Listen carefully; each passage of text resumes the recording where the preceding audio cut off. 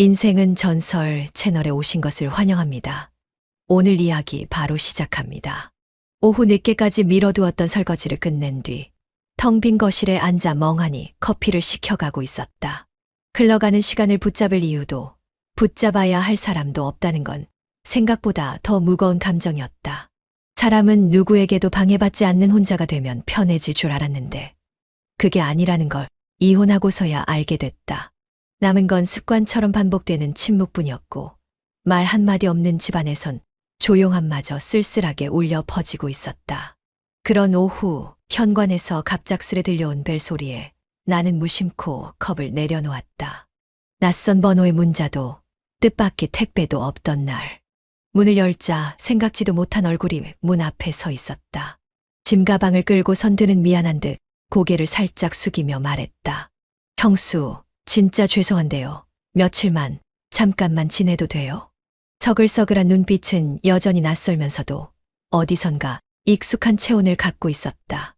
그건 아마 그가 나를 형수라 부르던 오래전 기억 때문이었을지도 몰랐다. 몇 년 전까지만 해도 명절에나 겨우 마주하던 사이. 그가 이렇게 집 앞에 나타날 이유도 없었고 나는 그를 반길 준비도 되어 있지 않았다. 현우아, 무슨 일인데 갑자기. 지방공사 현장 옮기느라 짐도 옮겨야 하는데 다음 숙소 들어가기 전에 중간에 방이 좀 비는 바람에요. 아는 사람이라곤 형수뿐이어서 한 2, 3일만이면 되는데.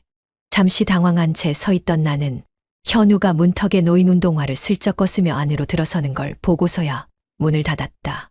원룸이라 불릴 만큼 작은 이 공간에 또 다른 사람이 함께 있다는 사실이 이상할 만큼 낯설게 느껴졌다. 하지만 동시에 이상하리만치 허전했던 공간이 갑자기 살아나는 느낌도 들었다. 이런 기분 정말 오랜만이었다. 배 안 고파. 저녁도 아직 안 먹었는데. 와, 형수 진짜 요리 잘하시잖아요.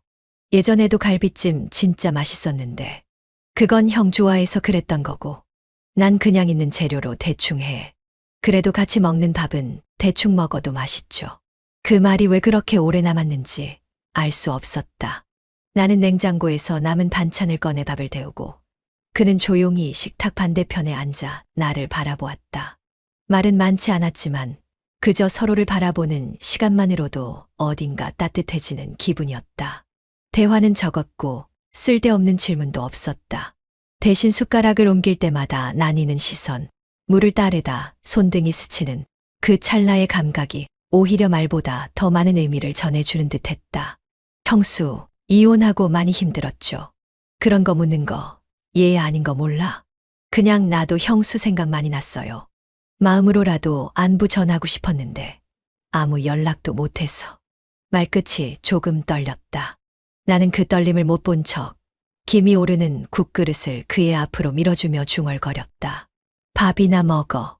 다 식겠어. 하지만 그날 식지 않은 건 밥보다도 이상하게 나를 오래 바라보던 그의 시선이었다. 그리고 그 시선이 식탁 위에 은근히 남아 그날 밤까지도 따뜻하게 내 안에 남아 있었다.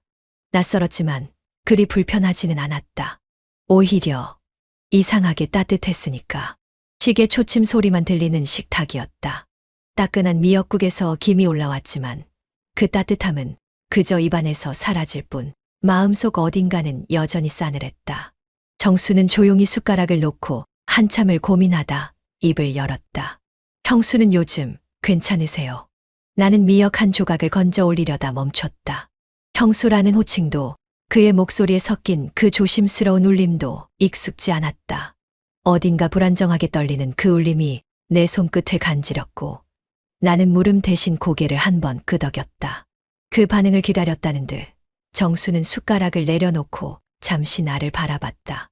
그의 시선은 또렷하면서도 어딘가 흐리멍덩했다. 머뭇거리며 이마를 긁던 그는 마침내 말끝을 맺었다. 형은 왜 그랬을까요? 이렇게 좋은 사람을. 나는 젓가락을 식탁 위에 내려놓으며 웃음도 한숨도 아닌 짧은 숨을 토해냈다. 뚜껑을 열듯 무언가 쏟아질까봐 그냥 그렇게 고개만 끄덕였다. 대답하지 못한 내 입술 사이로 그간 참아왔던 마음이 이불처럼 벗혀왔다. 글쎄, 나도 잘 모르겠어. 그 사람 마음을 끝까지 알 수 없었거든. 정수는 고개를 끄덕였지만 여전히 나를 바라보는 눈동자엔 다른 질문이 매달려 있었다. 나는 그것들을 모른 척 지나치기로 했다. 이런 저녁 따뜻하게 흘러가길 바랐는데 그 바람은 괜히 허공에서 자꾸만 미끄러졌다. 형수 아니, 누나. 그냥 가끔은 이렇게 같이 밥 먹는 게 좋아요. 말이 없어도 같이 앉아 있다는 게 괜히 마음이 놓여요. 그 말은 들은 척하지 않기로 했지만 가슴 어딘가에 고스란히 남았다. 그가 무심코 형수 대신 누나라고 부른 순간 식탁 위에 펼쳐진 대화의 결이 달라졌다. 조용하던 공기가 작게 일렁였고 젓가락을 다시 집을 때 손끝이 약간 떨리고 있었다. 그래도 정수야, 여기선 마음 편히 지내. 불편한 거 있으면 언제든 말하고. 너랑 나 가족이잖아.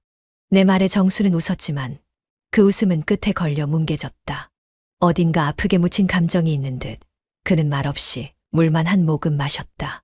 그리고 그날 밤 식탁 위 정리되지 못한 수저 몇 개와 묘하게 느려진 걸음 속에서 설명하기 어려운 무언가가 시작되고 있었다. 시장 골목은 평소보다 붐볐고 사람들 사이를 피해 걷느라 우리는 자꾸 같은 방향으로 몸을 기울이게 되었다. 나란히 걷는다는 말이 어색하지 않을 만큼의 거리였지만 발끝이 살짝 부딪히는 순간마다 나는 괜스레 눈길을 돌리곤 했다. 구석에서 파는 싱싱한 채소를 보며 형수 이거 좋아하셨죠? 하는 그의 목소리에는 여전히 형수라는 호칭이 붙어 있었지만 그 속의 온도는 전과 달랐다. 어릴 땐 형이 무서웠어요. 차갑고 말도 없고 늘 혼자 있었고. 그런데 형수랑 결혼하고 나서 처음 웃는 얼굴을 봤어요. 진짜 웃는 거. 그게 지금도 기억나요. 나는 물건을 고르다 말고 고개를 돌렸다. 그래서 그때 생각했어요. 형수 대단하다고. 형 같은 사람을 바꾸는 사람이라니. 그래서 그게 뭐랄까. 그때부터였던 것 같아요. 말끝을 흐리며 웃는 그를 보며 나는 애써 무심한 척 장바구니 손잡이를 조였다. 장바구니가 묘하게 무거워진 건 기분 탓이었을까. 넌 아직도 내 형을 존경하니? 라고 묻고 싶은 마음을 꾹 눌러 담은 채 나는 오이 하나를 더 집었다. 그의 손등이 내 손등에 살짝 스쳤고 그 작은 접촉에도 우리는 동시에 눈을 피했다. 마트를 나와 집으로 돌아오는 길, 그의 발걸음은 한결 가벼워 보였고 나는 그런 그를 곁눈질로 훔쳐보다가 횡단보도 앞에서 잠시 멈췄다. 빨간불에 선 채 그는 내게 말했다. 형수는 여전히 형을 기다리고 있어요? 그 사람? 이제 그냥 지나간 사람이야. 기다림도 미움도 다 끝난 지 오래고. 그럼 지금은 누구를 생각해요? 그 질문에 나는 대답을 할 수 없었다. 아니, 하고 싶지 않았다. 정지된 신호에 우두커니 서 있는 사이 그의 손등이 슬쩍 내 팔에 닿았다. 불이 바뀌자마자 나는 먼저 건너기 시작했고 그는 한 발짝 뒤에서 따라왔다. 집 앞에 도착해서야 우리는 동시에 웃었다. 장을 함께 본다는 게 이렇게 어색하면서도 익숙한 일일 줄이야. 현관문 앞에서 장바구니를 받아드는 그의 손이 내 손에 닿는 순간 둘 다 순간적으로 멈칫했다. 아주 짧은 숨소리가 그의 입술에서 흘러나왔고 나는 고개를 살짝 떨구었다. 형수. 그가 나를 부르는 목소리는 언제나처럼 조용했지만 이번엔 무엇인가를 묻는 대신 멈춰 있었다. 나는 그 눈빛이 말하는 것을 읽고 있었고 동시에 그 눈빛을 외면하고 있었다. 밥 할게. 오늘은 찌개 말고 된장국이 괜찮지? 응, 좋아요. 뭐든 좋아요. 형수가 해주는 건. 그 말에 내가 문을 열었고 들어오는 그의 발끝이 내 발 뒤꿈치와 아주 살짝 부딪혔다. 이상하게 따뜻했다. 낯선 거리의 공기 속에서 익숙해진 온기. 그건 그날 저녁 식탁의 조용한 웃음과 함께 아무 말 없이도 충분히 전해졌다. 베란다 문을 열자 오후의 햇살이 빨래 사이를 부드럽게 비집고 들었다.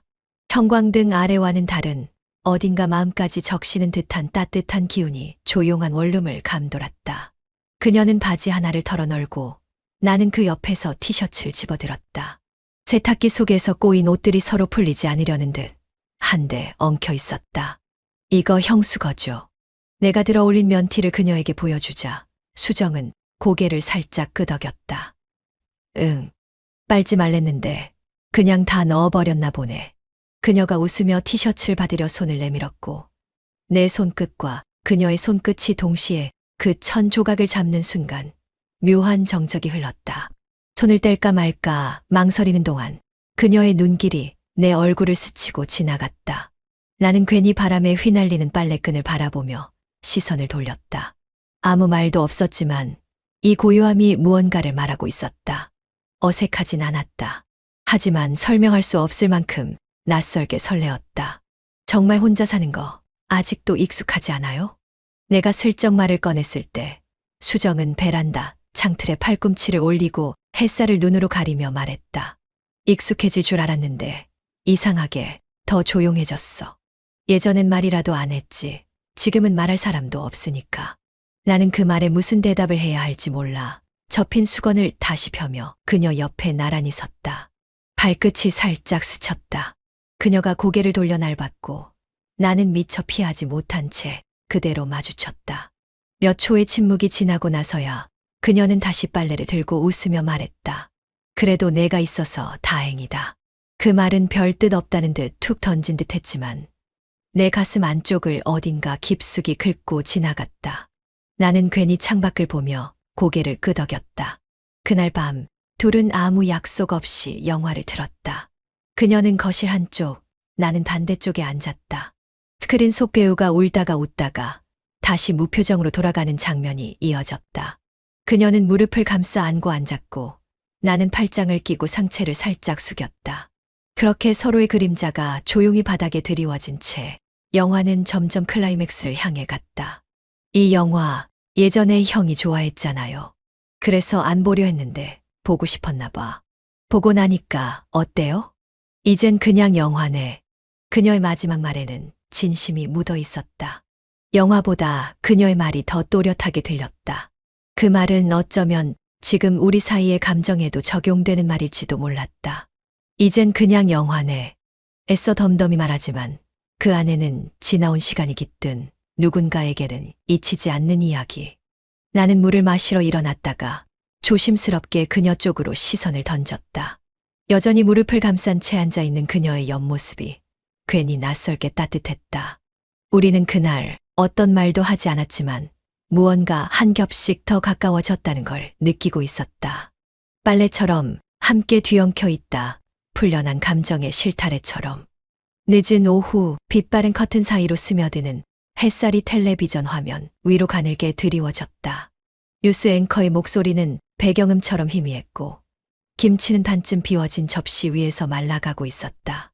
형수는 다리 위에 얇은 담요를 덮은 채 등받이에 몸을 기대어 꾸벅꾸벅 졸고 있었다. 현우는 그런 그녀 옆에 조심스럽게 앉았다. 텔레비전이 아니라 그녀의 숨소리에 집중한 채 몇 초마다 천천히 고개를 돌리곤 했다. 형수의 어깨 위로 흘러내린 머리카락이 불규칙하게 들썩였다. 잠결에 숨을 고를 때마다 이마의 주름이 미세하게 움직였고 손끝은 담요 아래로 모은 채 고요했다. 현우는 그대로 시선을 내리지 못한 채 두 무릎을 가지런히 모으며 숨을 삼켰다. 형수. 낮게 부르는 목소리가 텔레비전 소리에 묻혔다. 그는 바로 이어 말하지 못하고 몇 초를 더 고요히 삼켰다. 그녀의 옆 얼굴은 빛과 어둠 사이에 걸쳐 있었다. 적당히 잠든 얼굴, 적당히 방심한 숨결, 적당히 열린 자세. 현우는 손끝이 떨리는 걸 알아채고는 양손을 무릎에 올려 눌렀다. 하지만 그 긴장이 오래가지 못했다. 조심스레, 아주 조심스레 그녀의 어깨에 몸을 기댔다.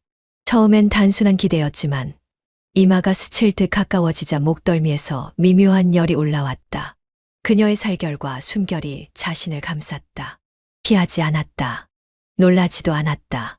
현우는 숨을 멈춘 채 귓가로 떨어지는 머리카락을 손으로 가볍게 정리해 주었다. 그 순간 손가락 끝이 그녀의 목덜미를 스쳤고 온몸에서 숨이 새어나왔다. 그녀가 여전히 잠들어 있는지 확인하고 싶었지만 그 눈을 마주치는 것이 두려웠다. 유나. 그는 한 번 더 불렀다. 이번엔 조금 더 낮게, 조금 더 망설임 없이. 그러자 형수의 속눈썹이 느리게 떨렸다. 그리고 잠시 후 그녀는 천천히 눈을 떴다. 현우야? 목소리는 잠결에 묻혀 있었고 그 안에 놀람보다는 어딘가 지친 숨결이 섞여 있었다. 현우는 그녀의 어깨에서 천천히 몸을 뗐다. 하지만 그 거리감은 되려 어색했고 두 사람 사이엔 정적이 무겁게 가라앉았다. 피곤했나 봐요. 그냥 잠깐 기대 있었어요. 그녀는 말없이 고개를 끄덕였다. 그리고 담요 끝을 더 끌어올리며 자세를 고쳐 앉았다. 미안해요. 놀랐죠? 아니야. 그냥 조금 낯설었어.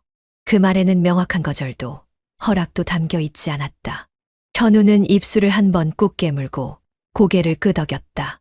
그녀는 시선을 창밖으로 돌렸고 현우는 그녀의 옆모습을 바라봤다. 이건 무너진 선의 시작일까? 아니면 스스로에게 허락한 유일한 착각일까? 시간이 흘렀고 그들은 다시 말없이 앉아 있었다. 하지만 그 침묵 속에서 형수의 손끝이 자신의 손등을 스쳐 지나가는 순간 현우는 더는 착각이라고 믿을 수 없었다. 창문 틈새로 들어온 아침 햇살은 언제나처럼 부드럽고 전기포트는 일정한 온도로 물을 데우고 있었으며 싱크대 위엔 갓씻은 머그잔 두 개가 나란히 놓여 있었다. 여느 날과 다를 바 없는 풍경 속에서도 오늘 아침은 이상하리만치 조용했다. 나는 커피를 따라 그녀 앞에 놓고 조심스레 시선을 건넸지만 수정은 고개를 살짝 숙인 채 잔의 가장자리를 손가락으로 천천히 돌리기만 했다. 긴 머리카락이 뺨 옆으로 흘러내리며 표정을 반쯤 가리고 있었지만 그 아래 숨겨진 감정은 짙은 커튼처럼 무거웠다. 잘 잤어요? 내가 먼저 말을 건넸다. 기어들어가는 목소리에 놀라면서도 그 짧은 질문조차 어색하게 느껴졌다. 응, 그럭저럭. 수정의 대답은 짧았고 그 안엔 아무런 감정이 실려 있지 않았다. 하지만 잔을 든 손끝은 묘하게 떨리고 있었고 그녀는 그 진동을 감추려는 듯 천천히 커피를 입에 가져다 댔다. 나는 억지로 웃음을 지으며 이어갔다. 어제 TV 보다가 둘 다 잠들었나 봐요. 그랬나 보네. 이번에도 짧았다. 그녀는 테이블 한가운데 놓인 삶은 달걀을 젓가락으로 툭 건드렸고 그 껍질이 깨지는 소리가 정적을 쪼개며 작게 퍼졌다. 그 순간 그녀가 내 쪽을 조심스럽게 바라봤다. 눈빛에는 질문이, 숨에는 망설임이 섞여 있었다. 그리고 마침내 그녀가 말했다. 어제 아무 일도 없었던 거지.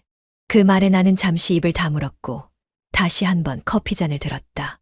뜨겁지도 않은 그 온기 위로 온갖 생각이 올라오다 말았다. 고개를 돌린 그녀는 잠시 베란다 쪽을 바라보았다. 햇살이 커튼을 타고 내려와 그녀의 옆 얼굴을 감쌌고 그 빛 속에서 숨죽인 표정이 더 선명하게 느껴졌다. 그냥 그랬던 거야.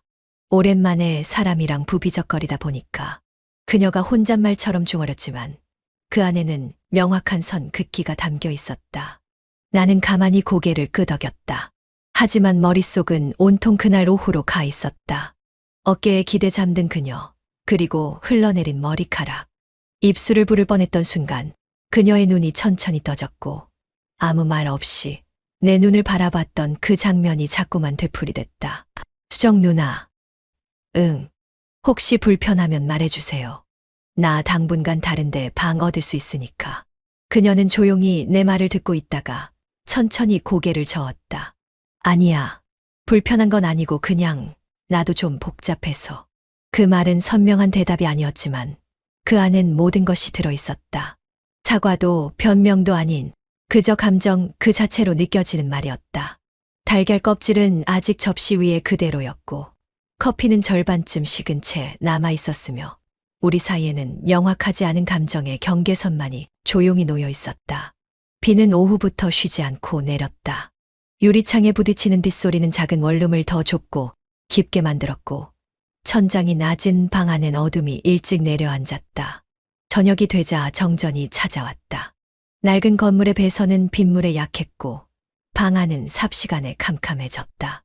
누나, 여기 초 하나 있었어요. 나는 서랍을 뒤지다 찾아낸 촛불에 불을 붙였다. 붉은 심지가 타오르자 방 안엔 촛불 하나의 색 온도만이 머물렀고 그림자는 벽에 길게 늘어졌다. 수정은 조용히 담요 하나를 꺼내와 내 무릎 위에 덮어주었다.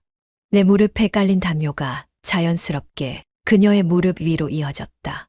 손끝이 닿을 듯 말 듯 그 경계를 헤매던 나는 일부러 팔을 뒤로 젖혔다. 그런데 그녀가 먼저 아주 천천히 팔을 앞으로 움직였다. 갑자기 정전이라니 괜히 무섭네요. 그녀가 웃으며 말했다. 목소리는 담담했지만 그녀의 손끝이 담요 아래에서 떨리는 걸 나는 느낄 수 있었다. 빛이 없는 공간에서 감각은 훨씬 더 예민해졌고 침묵이 이어질수록 서로의 온기만이 진실이 되었다. 누나는 원래 이런 날 싫어해요. 그녀는 내 물음에 고개를 돌리지 않았다. 빗소리만 들리는 창 쪽을 바라보다 겨우 대답했다. 아니요. 예전엔 좋아했어요. 형이랑도 이런 날이면 라면 끓여 먹고 그랬거든요. 그런데 그녀는 끝까지 말하지 않았다. 나는 굳이 묻지 않았고 말 대신 그녀 쪽으로 천천히 몸을 틀었다. 촛불이 흔들릴 때마다 그녀의 얼굴에 그림자가 흘렀다. 그 눈빛이, 그 입술이 지금 나를 부르고 있다는 착각이 들 만큼 가까웠다. 누나, 오늘 나도 좀 무서운 것 같아요. 내가 그렇게 말하자 그녀는 작게 웃었다. 그리고는 천천히 고개를 숙였다. 담요 위로 올라온 내 손이 그녀의 손을 향해 다가갔다. 단 한 번의 망설임이 있었고 그 짧은 망설임이 끝나자 손등이 포개졌다. 그녀는 놀라지 않았다. 오히려 조금 더 손을 감싸주며 말했다. 이런 거 하지 말아야지 생각했는데. 그런데요? 왜 이럴 땐 숨기기보단 그냥 느끼고 싶을까? 그녀의 고백 같지 않은 고백에 나는 말없이 그녀를 바라보았다. 그리고 이불 위로 살짝 고개를 숙였다. 촛불의 그림자가 우리의 뺨 사이를 가로지르고 입술이 아주 조용히 맞닿았다. 처음이었다. 숨이 멎는 줄 알았다. 키스는 길지 않았지만 마음은 거기서 멈춰버렸다. 그녀가 먼저 눈을 감았고 나는 그 움직임에 따라 한 번 더 그녀를 안았다. 껴안은 채 가만히 있던 그 몇 분이 몇 해 같았다. 유나. 응. 이렇게 계속 여기 있어도 돼요? 그녀는 대답하지 않았다. 하지만 그 말이 끝난 후에도 팔을 풀지 않았다. 그녀의 숨결이 내 목덜미에 닿았고 우리는 그렇게 잠깐 세상과 등을 지고 있었다. 장보기를 마친 저녁 무렵 시장길을 따라 나란히 걷고 있었다. 비가 오락가락하던 장마철 특유의 눅눅한 공기 속에서 어깨가 스칠 듯 말 듯 가까워진 거리만큼이나 마음도 어딘가 간질거렸다. 장바구니를 한 손에 든 채 앞서 걷는 수정의 팔꿈치가 내 팔에 살짝 닿았고 나는 일부러 더 빠르게 걷지 않았다. 오히려 그 스침을 계속 느끼고 싶었다. 그녀도 나와 같은 속도로 걷고 있었다. 유나. 내가 불러보자 수정은 나를 힐끗 바라봤다. 눈길은 길가 전단지에 머물렀지만 내 쪽으로 향한 시선은 부드럽고 묘한 울림을 남겼다. 그때 말이야. 나는 말끝을 흐리며 숨을 고르고 그녀가 무슨 말을 할지 기다렸다. 하지만 수정은 대답하지 않았고 대신 나지막하게 물었다. 그땐 왜 왔어? 우리 집에. 아무 연락도 없이. 질문은 담담했지만 그 안에 담긴 복잡한 감정들이 파동처럼 일었다. 놀람, 반가움, 두려움, 혹은 기대 같은 것들이 얽혀 있었던 걸까. 나는 말없이 몇 걸음 더 걸었다가 멈춰선 채 그녀를 바라봤다. 그냥 누나가 계속 생각났어요. 그러니까 헤어지고 나서도 누나는 계속 그 자리에 있을 것만 같았고 그래서 나는 더 이어가려다 입술을 닫았다. 변명이 될까봐 혹은 너무 앞서가는 마음을 들킬까봐. 수정은 잠시 내 말을 곱씹는 듯 하다가 고개를 돌려 걸음을 다시 옮겼고 나도 그녀의 속도를 따라 걸었다. 발끝이 다시 부딪혔지만 이번엔 피하지 않았다. 오히려 그 충돌의 발끝이 잠시 겹치더니 천천히 나란히 걷게 되었다. 난 그냥 지쳐 있었거든. 누구를 미워하는 것도 누가 날 미워하는 것도 싫었고 너를 봤을 땐 편했어. 그녀의 목소리는 귓가에 오래 머물렀고 그 따뜻함이 허전한 가슴을 채우는 듯했다. 나는 대답하지 않고 그녀의 손등을 힐끗 바라보았다. 손등 위로 빗방울이 하나, 둘 떨어지기 시작했고 우리는 아무 말 없이 같은 속도로 뛰기 시작했다. 빗소리 사이 아무 말 없는 우리의 호흡만이 귓가를 울렸다. 방 안 가득 쌓여있던 마지막 박스를 열었을 때 숨이 잠깐 막혔다. 전 남편이 두고 간 물건들이 무성의하게 얽혀 있었고 그 위로 묵은 먼지와 함께 오래된 기억의 냄새가 피어올랐다. 수정은 익숙한 듯 하나씩 골라내 쓰레기 봉투에 넣기 시작했다. 면도기, 손목시계, 구겨진 셔츠들. 그런데 박스 바닥에서 손끝에 걸린 셔츠 하나가 그녀의 동작을 멈추게 했다. 그 셔츠. 봄비 내리던 날 입고 돌아온 남편의 몸에서 나던 냄새가 그대로 배어 있었다. 빨고 또 빨았지만 지워지지 않던 채취. 그것만큼은 시간이 지나도 사라지지 않았다. 수정은 그 셔츠를 조심스럽게 들었다. 손끝이 닿은 천이 이상하게 뜨거워지는 느낌이었다. 버리세요. 그거. 버려요. 낮고 진한 목소리였다. 등 뒤 너무 가까운 거리. 그녀가 고개를 돌리기도 전에 현우는 다가와 그녀의 손끝에 걸린 셔츠를 천천히 받아들었다. 손끝이 겹쳐지는 그 찰나 그녀의 숨이 들썩였다. 피하려 했지만 그의 손이 먼저 그녀의 손등을 덮었고 그 손이 그녀의 손목을 따라 올라와 천천히 팔을 감싸 안았다. 왜 그렇게까지 버리려는 건데요?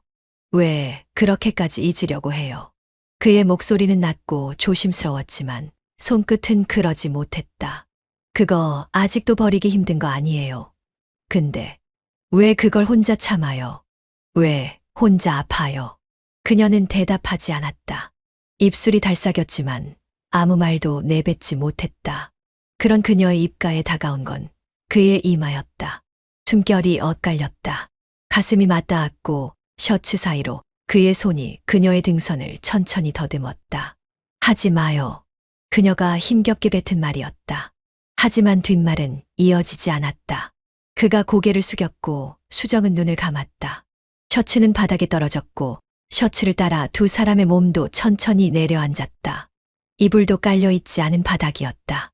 다급하지 않았지만 망설이지도 않았다. 얽힌 숨결 속에서 그가 그녀의 옷깃을 벗겼고 수정은 떨리는 손끝으로 그의 등을 감쌌다. 두 팔로 그를 끌어안은 채 그녀는 그를 피하지 않았다. 괜찮아요? 현우의 목소리는 조심스러웠고 숨소리는 여전히 거칠었다. 그는 그녀의 이마에 땀을 닦듯 입술을 댔고 수정은 고개를 돌려 그의 어깨에 조용히 머리를 기댔다.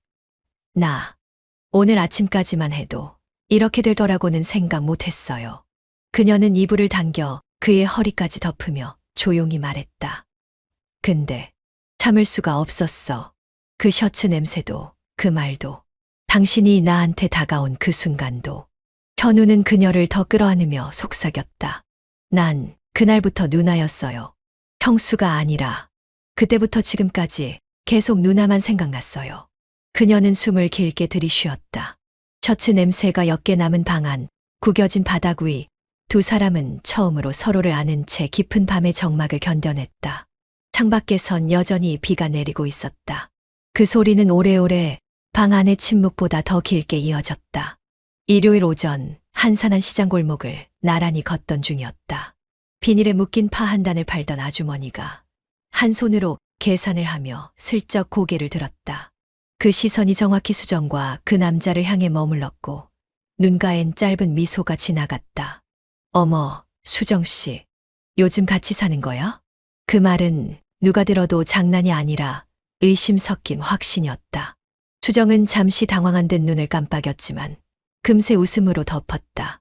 아니요, 그냥 며칠만요. 조카 같은 애예요. 그는 시선을 돌려 멀리 떨어진 과일 트럭을 본다며 고개를 돌렸다. 하지만 귓불이 살짝 굵어졌고 걸음을 옮기는 발끝도 어딘가 더 조심스러워졌다. 아주머니는 의미심장한 눈짓만 남긴 채 계산으로 돌아갔다. 그날따라 길 위의 바람은 유난히 맑았다. 나란히 걷는 두 사람의 그림자가 서로 겹쳤고 걸을 때마다 슬리퍼 끝이 가볍게 부딪혔다. 수정은 그 소리에 흠칫 돌아보더니 문득 말했다. 아까 민망했죠. 괜찮아요. 뭐 사실 거짓말은 아니니까. 그의 말투는 장난처럼 던졌지만 그 안에는 쉽게 덜어내지 못한 감정이 스며 있었다. 수정은 대답 대신 고개를 살짝 떨궜고 걸음은 더 느려졌다. 어느새 그의 손끝이 수정의 장바구니 손잡이를 잡아당겨 함께 들기 시작했지만 그 누구도 잡아줄게라는 말을 먼저 꺼내진 않았다. 몇 걸음 뒤 그녀가 입을 열었다. 가끔 이런 생각이 들어요.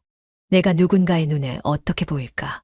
무슨 사이냐고 물으면 뭐라고 해야 할까? 그런 생각. 그는 숨을 고르더니 고개를 돌려 그녀를 바라봤다. 그냥 같이 사는 사람이라고 말하면 되잖아요. 그 말이 농담이었는지 아니면 바람이 섞인 고백인지 수정은 알아채지 못한 척 고개를 돌렸다. 그러나 그의 손이 여전히 장바구니를 같이 들고 있다는 것만은 끝내 외면할 수 없었다. 집으로 돌아오는 길, 마주 오는 행인들의 시선이 이상하게 느껴졌다. 같은 슬리퍼, 맞춰 걷는 보폭, 담백하지만 너무 자연스러워진 둘의 거리. 어쩌면 단계보다 먼저 익숙해져 버린 풍경이 먼저 들키는 것일지도 모른다는 생각이 들었다. 현관문 앞에 도착하자 그가 문을 열며 말했다. 오늘 저녁은 내가 만들게요. 누나 좋아하는 된장찌개. 수정은 작게 웃으며 고개를 끄덕였다. 알겠어요. 근데 파는 제대로 썰어요. 지난번처럼 덩어리로 넣지 말고. 그는 웃었다.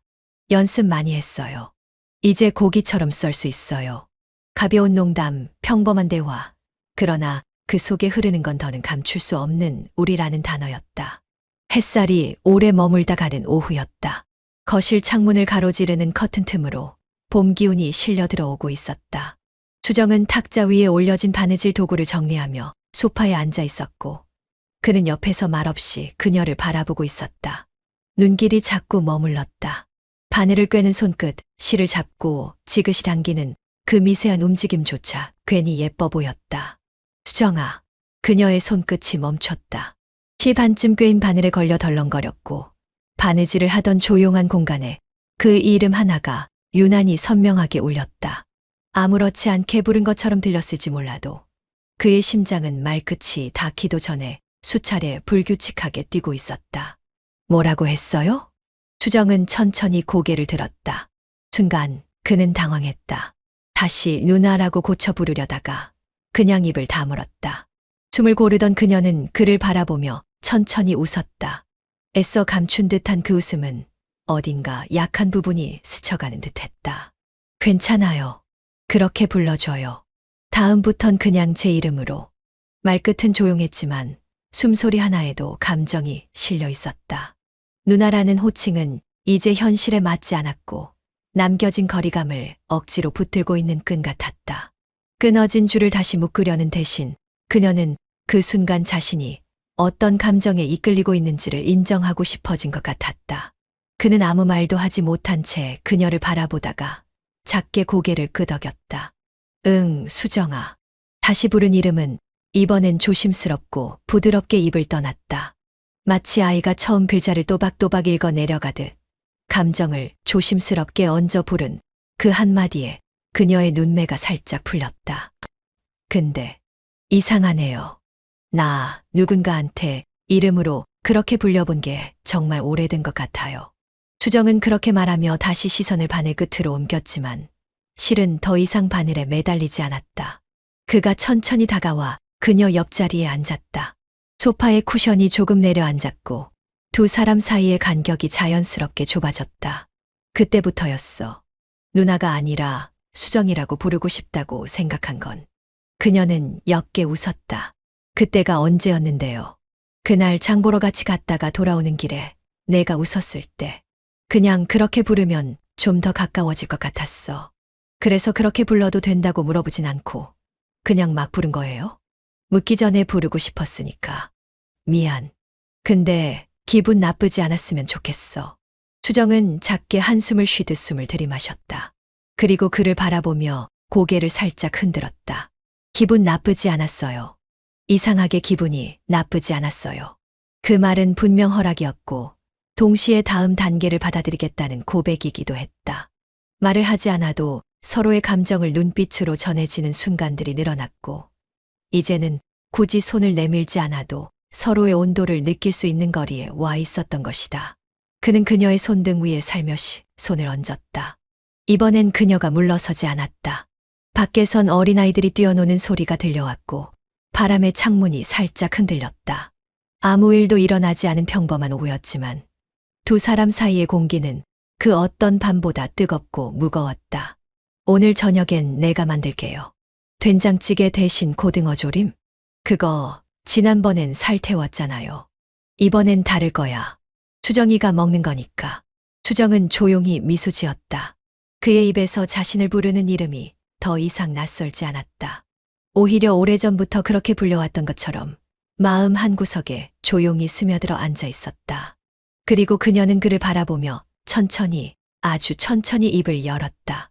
수정이라고 부를 거면 앞으로도 계속 그렇게 불러줘요. 절대 다시는 돌이킬 수 없을 만큼 계속. 그 말엔 책임을 묻는 게 아니라 감정을 나누고 싶다는 아주 조심스러운 부탁이 담겨 있었다. 그는 대답 대신 그녀의 손을 더 꼭 잡았다. 한없이 조용한 오후 두 사람 사이엔 이름 하나로 충분히 달라진 공기가 맴돌고 있었다. 작은 캐리어 두 개가 나란히 놓인 원룸의 현관 앞. 바퀴는 오래돼 삐걱거렸고 바랜 손잡이엔 투숙객이 아닌 떠나는 사람의 냄새가 얹혀 있었다. 계획이랄 것 없는 여행이었고 숙소는 가서 정하기로 했다. 단 하나 그녀와 함께라는 것만이 이 여정의 전부였다. 비 오면 안 되는데 우산 하나밖에 없어요. 그가 터미널 앞에서 말하며 슬쩍 그녀의 손등을 바라봤다. 수정은 짐을 잠시 내려놓고 햇빛 아래 번지는 그의 그림자를 바라봤다. 그러면 우산 쓰고 다니는 연인처럼 보이겠네요. 그 말에 그가 웃었다. 짐을 챙기며 어깨를 맞댄 순간 지나가던 아주머니 하나가 두 사람을 쓱 훑고 지나갔다. 어색하지 않게 조금은 대범하게 손을 내밀어 그녀의 손등을 감쌌다. 누가 보면 진짜 신혼부부 같죠. 왜요? 우리가 뭐가 부족한데요? 말은 농담처럼 던졌지만 그녀의 손끝은 조금 떨렸다. 서로를 바라보는 시간이 길어졌다.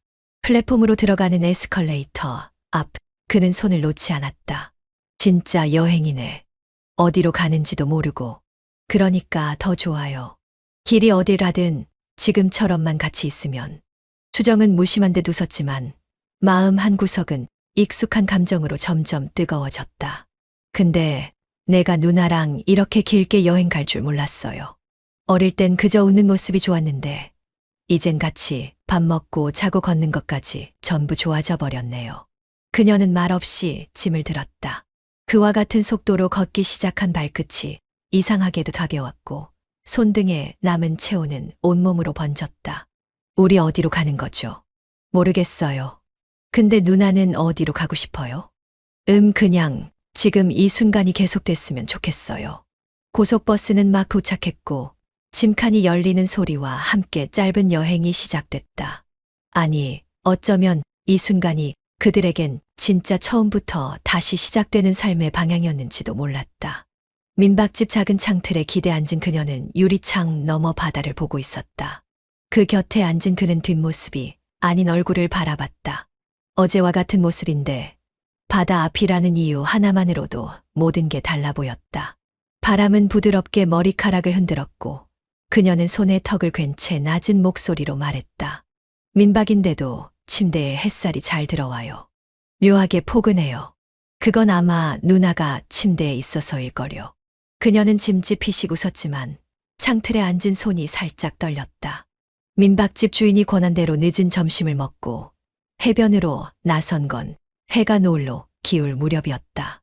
파도는 어깨를 펴고 걷는 그들의 발끝 옆에서 조용히 부서졌다. 바다는 늘 울고 있는 것 같아요. 근데 이상하게 슬프진 않죠. 걸음을 멈춘 들은 모래 속에 반쯤 파묻힌 작은 조개 껍데기 하나를 주워들었다. 검지와 중지 사이로 조심스럽게 그녀의 손을 잡아 끌며 말했다. 이거 우리 반지할까요? 장난처럼 보이지만 기분은 진심이에요. 진심인데요. 우리끼리만 아는 약속, 이런 거 하고 싶었어요. 그는 조개 껍데기를 반쯤 휘어 손가락에 올려줬다. 어색하지만 부러질까 조심스럽게 얹는 손길이 어쩐지 진짜 프로포즈보다 더 절실했다. 수정은 아무 말 없이 손가락을 들어 반지를 바라보다가 바람에 흩날리는 그의 앞머리를 살짝 넘겨주었다. 이 반지 부서질까봐 괜히 숨 쉴 때도 조심스러울 것 같아요. 누나 아니, 수정아. 그가 그녀의 이름을 불렀다. 처음부터 그렇게 불렀다면 어땠을까 하는 후회가 동시에 스치던 순간이었다.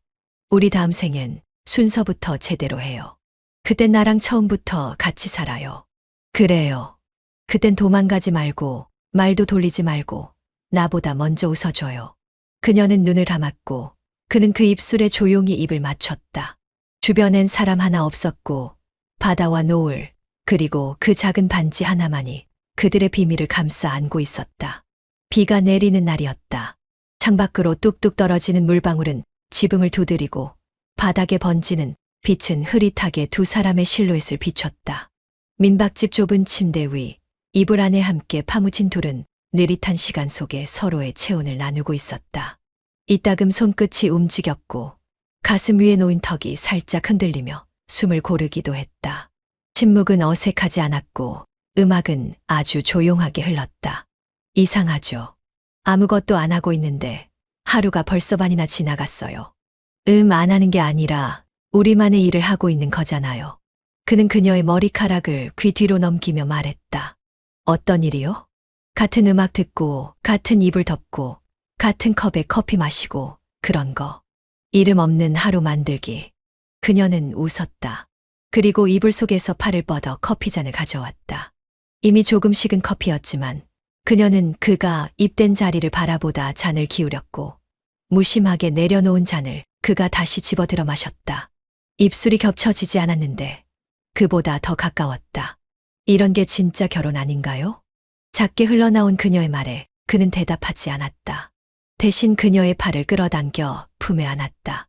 결혼이 원래 이런 거라면 난 아마 처음부터 누나랑 했어야 했던 건지도 몰라요. 늦게 왔잖아요. 그렇게 오래 걸렸어. 그래서 더 오래 있을게요.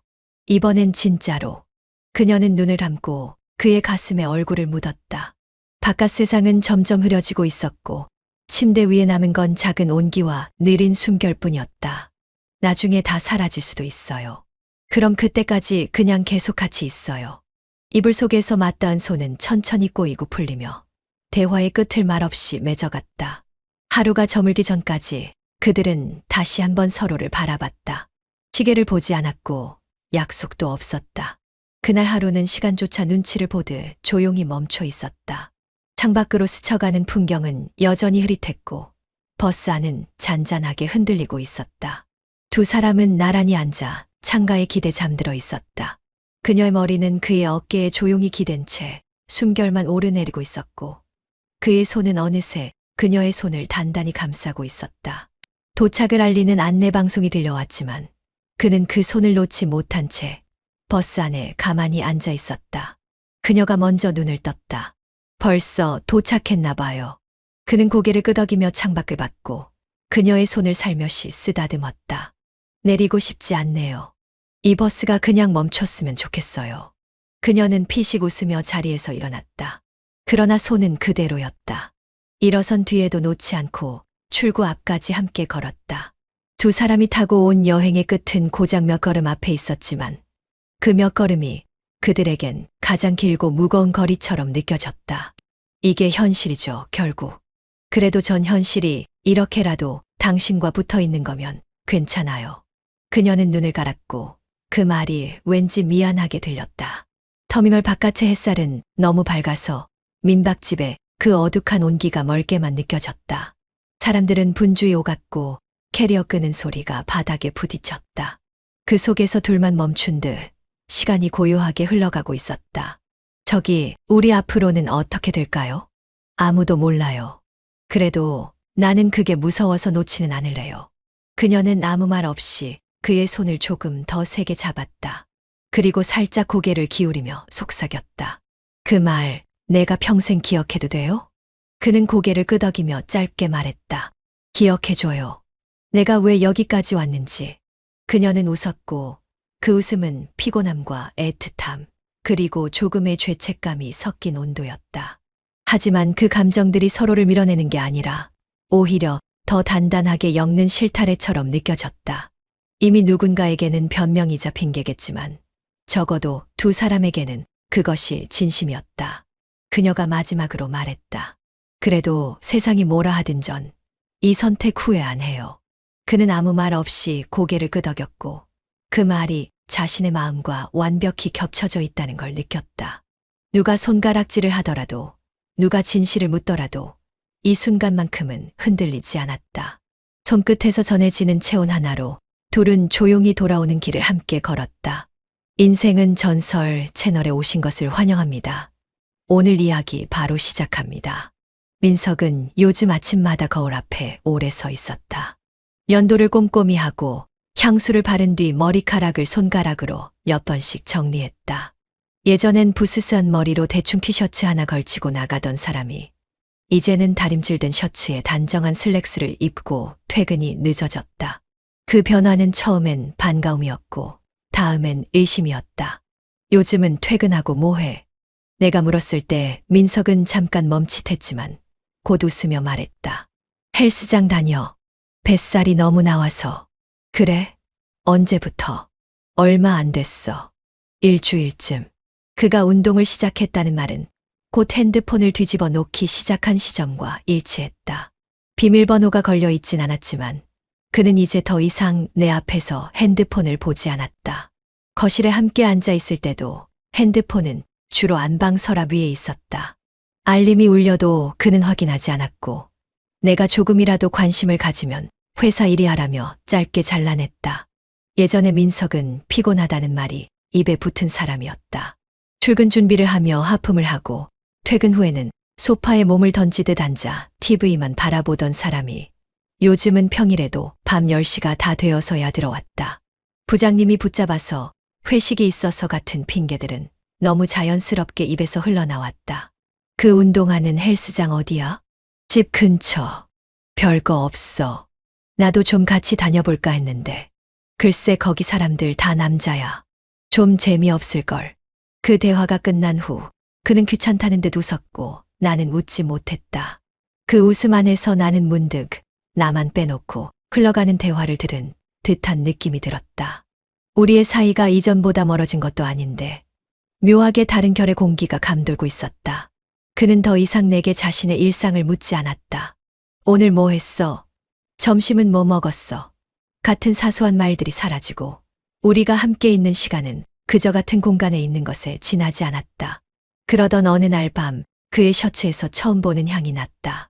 익숙하지 않은 낯선 무언가가 섬유유연제도 아닌 다른 사람의 채취처럼 은근히 배어 있었다. 새로 산 향수야? 응. 회사 동료가 추천해줘서 하나 샀어. 괜찮아? 응. 좋네. 좀 낯설어서.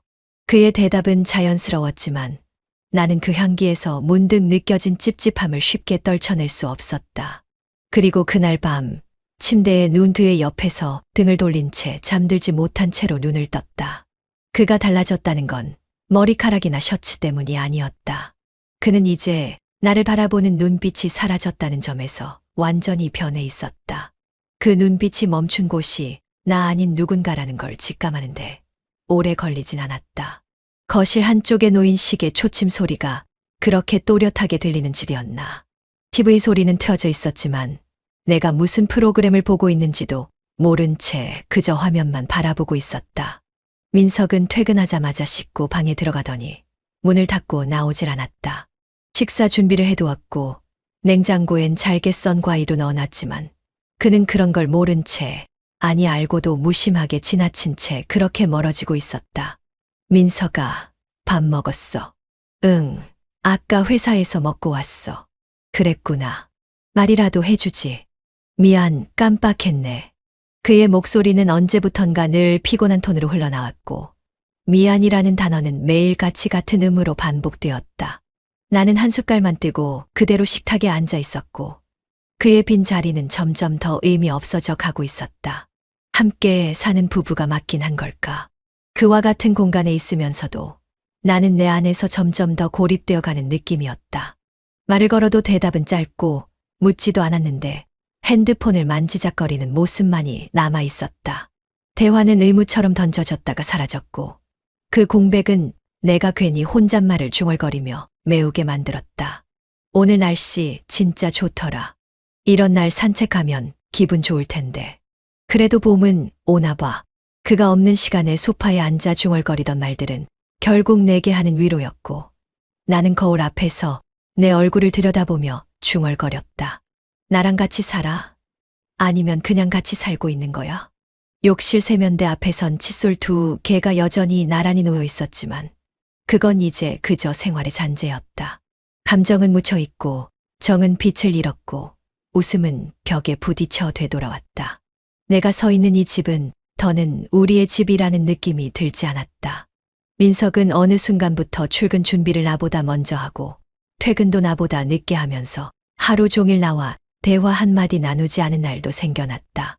오늘 하루 어땠어? 그 말을 걸고 싶었지만 그는 이미 이어폰을 낀 채 옷장 앞에 서 있었다. 나는 혼잣말로 그렇게 묻고 스스로 답했다. 괜찮았지 뭐. 밤이 깊어지면 침대에서도 서로 등을 돌리고 누워 있었다.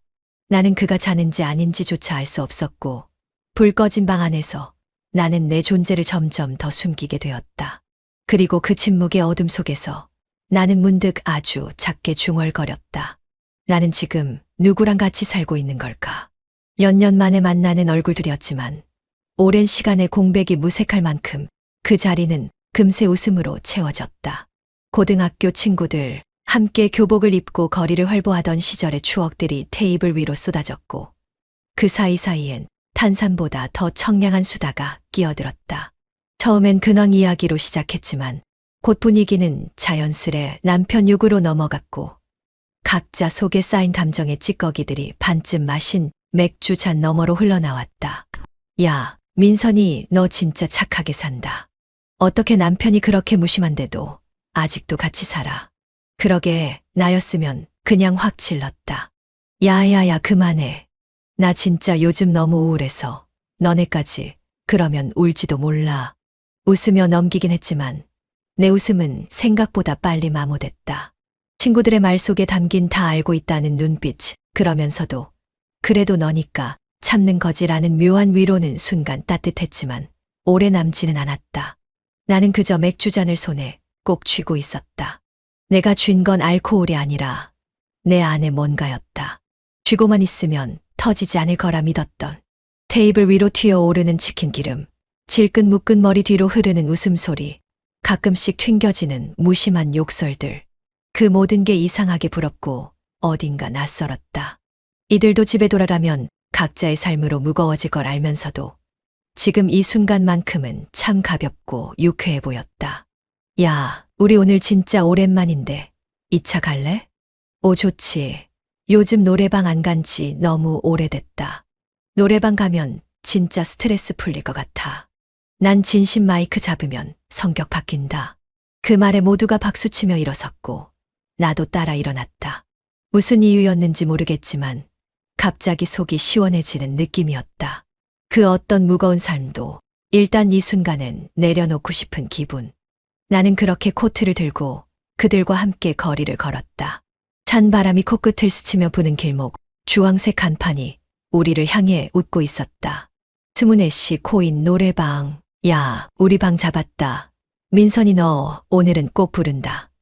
지난번처럼 눈치 보지 말고. 알았어. 근데 나 진짜 요즘 목 상태 안 좋다. 헐, 또 그런 핑계. 일단 앉아. 주문부터 하자. 노래방 안은 작고 따뜻했고 바깥의 차가운 공기와 달리 이 안의 열기는 친구들의 목소리와 웃음으로 더욱 뜨거워졌다. 순서대로 곡을 고르며 휴대폰을 돌리던 중 내 옆에 앉은 수진이 갑자기 속삭이듯 말했다. 저기 방 건너편 남자들 보이지? 나 아까 밖에서 살짝 눈 마주쳤거든. 진짜 헐 잘생겼어. 그건 모르겠고 되게 친절하게 웃더라니까. 분위기도 좋아 보이고.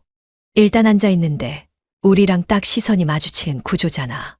나는 그 말에 피식 웃었고 그러면서도 괜히 무심한 척 건너편 방을 흘낏 바라봤다.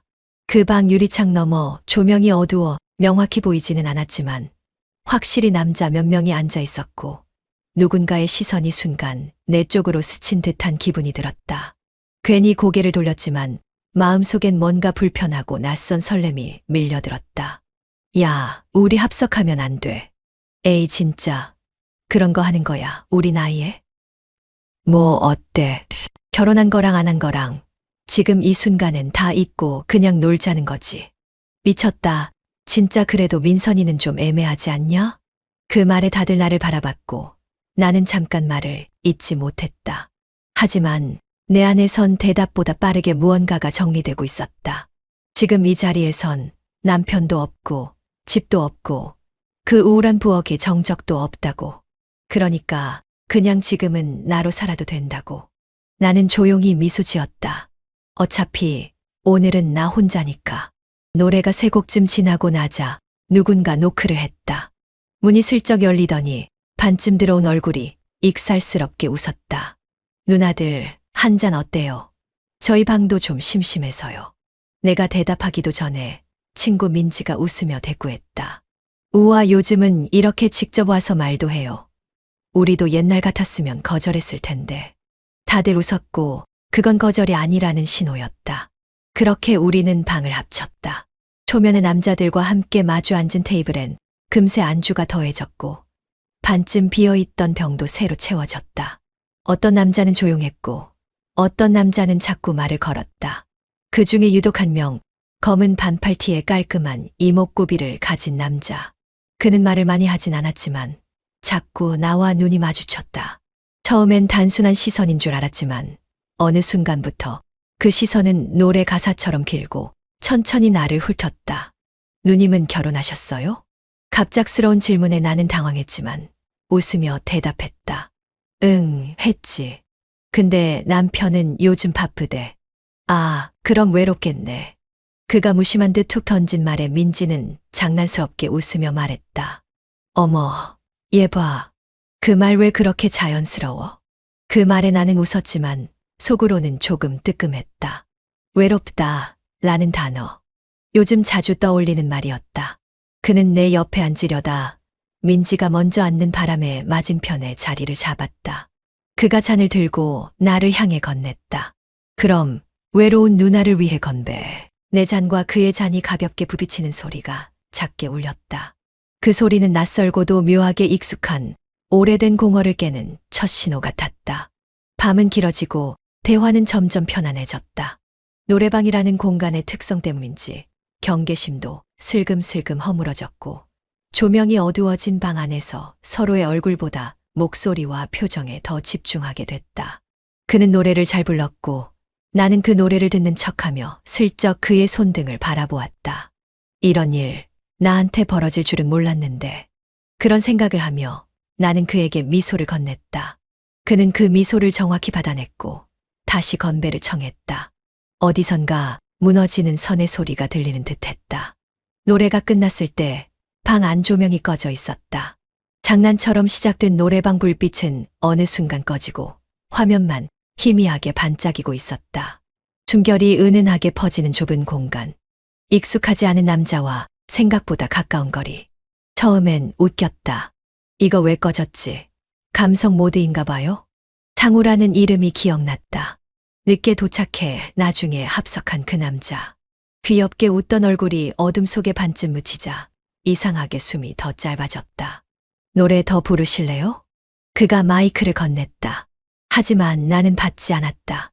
그저 그 마이크를 바라보다가 가볍게 웃으며 고개를 저었다. 이제 그만 부르자 목도 좀 아프고. 그래요. 조용한 게 더 좋긴 하죠. 그의 목소리는 낮고 부드러웠다. 그렇게 대화를 이어가는데도 나머지 친구들은 돌아오지 않았다. 맞은편 방에서 박장대소하던 소리는 멀어졌고 이 방 안은 이상하리만치 고요했다. 상우가 내 앞에 앉았다. 아주 가까운 자리였다. 나는 무릎 위에 얌전히 손을 모았고 상우는 테이블에 팔을 올린 채 고개를 기울였다. 아까부터요. 계속 보고 있었어요. 그 말이 던져지는 순간 심장이 한 번 뛰고 그 다음은 들리지 않았다. 나는 어색하게 웃으며 시선을 피했다. 왜요? 뭐 묻었어요? 아니요. 그냥 왜 이렇게 슬퍼 보이지? 그 말에 나는 아무 대답도 하지 못했다. 어쩌면 들킨 것 같았다. 남편이 변해간 시간 동안 나는 가만히 서 있었고 언제부턴가 내 삶엔 존재감이라는 게 지워져 있었다. 그걸 눈치챈 사람은 남편도 친구들도 아니었는데 방금 만난 남자였다. 있잖아요. 그가 나를 부르듯 말하자 시선이 자연스럽게 그의 눈으로 향했다. 그는 웃지 않고 있었다. 눈빛은 깊었고 어두운 조명이 그 표정을 흐릿하게 비췄다. 혼자 사세요? 아니요. 결혼했어요. 그럴 줄 알았어요. 그런데 이상하게. 네. 그 말이 안 어울려요. 지금 모습이. 그가 내 손등 위에 손을 올렸다. 나는 저항하지 않았다. 상호의 손은 따뜻했고 천천히 내 손등을 쓸어내렸다. 싫으면 말해요. 그 말은 경고도 아니고 허락을 구하는 말도 아니었다. 단지 기회를 준 말이었다. 하지만 나는 말하지 않았다. 그의 손이 내 턱선으로 올라왔다. 나는 그대로 눈을 감았다. 입술이 맞닿기까지는 아주 천천히, 아주 조심스럽게 다가왔다. 그리고 그 입맞춤은 단숨에 밀려드는 파도처럼 감각을 덮었다. 목덜미를 타고 흐르는 숨결, 너무 가까워진 숨. 가슴 언저리를 누르는 듯한 손끝에 몸이 밀렸고 의자의 등을 기대며 그를 받아들였다. 조명이 꺼진 방은 우리만의 어둠이 되었다. 말없이 엉켜붙은 입술, 끊임없이 스치는 손길. 이러면 안 되는데. 나직한 내 중얼임은 그와의 키스보다 훨씬 나약했고 훨씬 쉽게 묻혔다. 그는 무언가를 기다리지 않았다. 마치 오래전부터 계획된 움직임처럼 자연스럽고 또 잔인하리만치 부드럽게 옷깃을 밀어내고 어깨를 쓸어내렸다. 나는 말하지 않았고 멈추지도 않았다. 소파의 가죽 소리가 조용히 흔들렸고 두 사람의 숨결만이 방 안에 남았다. 노래방 기계는 화면을 반복하며 조용히 돌아가고 있었지만 우리는 그 안에서 더 이상 노래하지 않았다. 오직 침묵과 욕망만이 리듬을 주고받았다. 조명이 꺼진 공간 속. 나는 처음으로 살아있다는 감각을 느끼고 있었다. 침대 mat, 탁자 위에 놓인 낯선 번호 하나. 어젯밤 마이크를 쥐었던 그의 손이 떠오르고 그 손끝이 내 볼을 스쳤던 순간까지 잊히지 않았다. 처음엔 그냥 실수라고 술기운이 만든 해프닝이라 넘기려 했다. 그런데 왜 이토록 번호 하나를 지우지 못하는 걸까? 전화번호부엔 저장되지 않은 숫자가 내게 익숙한 감정으로 떠오른다. 남편이 출근한 아침 허겁지겁 정리한 이불 위에서 나는 그 번호를 바라본 채 한참을 움직이지 못했다. 지금 전화하면 뭐라고 말할까? 어제 미안해요? 아니면 혹시 괜찮았어요? 그 어떤 말도 평범하게 시작될 수 없다는 걸 알면서도 마음은 자꾸만 그에게 닿으려 한다. 갑작스레 울리는 카톡 알림에 심장이 튑다. 잘 들어갔어요? 이름 없이 저장된 상대의 첫 메시지였다. 손가락이 떨리며 답장을 누른다. 네, 덕분에요. 그렇게 시작된 대화는 끊어질 줄 몰랐고 짧은 말 한 줄에 나도 모르게 웃고 있었다. 점심 무렵 친구 혜진에게 전화가 왔다. 야, 어제 너 좀 위험했다. 무슨 소리야? 그 남자 계속 너만 보더라. 뭔가 있지 않았어. 무슨 아무것도 없었어. 허탈한 웃음을 섞어 넘기려 했지만 내 목소리는 균열난 거울처럼 떨리고 있었다. 혜진이 잠시 침묵하더니 조용히 말했다. 괜찮아. 너 요즘 좀 달라 보여. 대답하지 못한 채 휴대폰을 내려놓고 거울을 바라봤다. 기억 속 나는 언제부터 이렇게 낯설어졌을까? 남편과의 생활 속에서 점점 투명해진 감정이 다른 누군가의 시선 하나에 왜 이리 흔들리는 걸까? 오후가 되자 그에게 또 메시지가 왔다. 지금 뭐 해요? 생각 중이에요. 무슨 생각이요? 어젯밤이 실수는 아니었단 생각. 그 말이 내게서 먼저 나왔다는 사실이 스스로를 더욱 혼란스럽게 만든다. 그래도 그 문장 뒤에 오는 답을 나는 원하고 있었다. 그럼 오늘도 실수해요. 눈을 감은 채 숨을 고른다. 그래선 안 되는데 안다고 생각하면서도 그는 웃으며 말했다. 이번엔 실수 말고 기억에 남기자고요. 나는 웃고 있었다. 지우지 못한 번호처럼 멈추지 못한 마음이 또 하나의 선을 향해 다가가고 있었다. 비 오는 평일 오후 도심 속 카페 한 구석, 사람들의 시선이 닿지 않는 창가 자리. 나는 조금 일찍 도착해 있던 그를 향해 조용히 다가가 앉았다. 눈을 마주치자 미소부터 흘렀다. 그 어떤 설명도 없이 자연스럽게 스며드는 공기였다. 그는 커피잔을 건네며 말했다. 오늘도 실수할 준비됐어요? 나는 컵을 받으며 웃지도 못하고 대답도 못한 채 눈을 내리깔았다. 그날 이후로 이상해졌어요. 그의 말이었다. 나는 조용히 시선을 들었다. 그날 밤 나만 기억해요? 그 질문이 공기보다 더 무거웠다. 말 대신 테이블 아래 무릎이 닿았다. 나는 피하지 않았다. 오히려 그 감각이 익숙해지도록 천천히 다리를 포개듯 기대며 받아들였다. 심장이 점점 리듬을 잃어가고 손끝이 커피잔을 맴돌다가 어느 순간 그가 뒷주머니에서 무언가를 꺼냈다. 테이블 위에 놓인 작은 키. 무표정한 얼굴로 그는 키카드를 밀어놓으며 말했다. 싫으면 이거 그냥 여기 두고 가요. 나는 아무 말 없이 그 키카드를 바라봤다. 초침 소리보다 느리게 흘러가는 생각들. 이게 뭘 의미하는지 모를 만큼 어리지 않았고 도망칠 만큼 순수하지도 않았다. 싫으면 안 오는 거고 오면 나는 준비할게요. 그는 그렇게 덧붙이고 자리를 일어섰다. 창밖엔 아직도 비가 내리고 있었다. 나는 테이블에 놓인 키카드를 가방 안에 밀어넣으며 천천히 자리에서 일어섰다. 그가 보내온 주소.